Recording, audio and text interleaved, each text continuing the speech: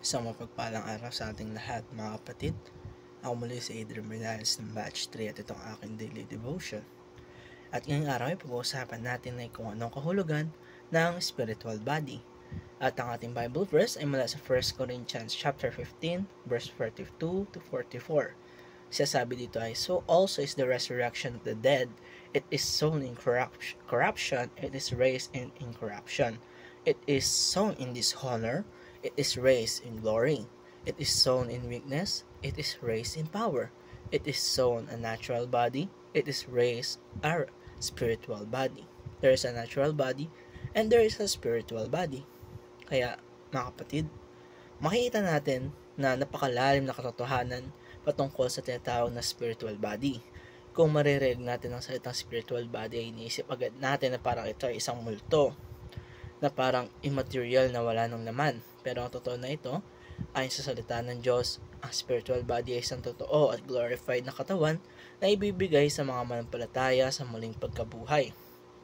Kung ikukumpara natin sa natural body na mayroon tayo ngayon, ito ay perishable. Madali tayong mapagod, nagkakasakit, tumatanda at eventually mamamatay. Pero ang ating spiritual body na sinasabi ni Paul dito ay imperishable. Hindi nasisira, hindi natatanda, at hindi na manghihina. Isipin natin, mga kapatid, na isang katawan na hindi nasakop ng kasalanan o kahinaan at di na nakakaramdam ng sakit. Si Apostle Paul, kinakontrast niya na ang natural body at spiritual body.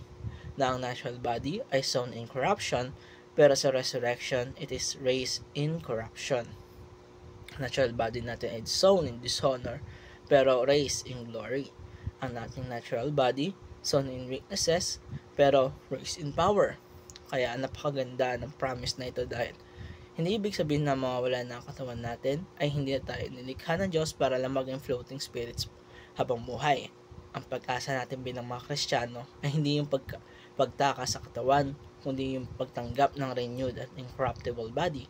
Isang katawan na perfectly responsive sa Holy Spirit kagaya ng glorified body ni Christ nang siya ay muling mabuhay.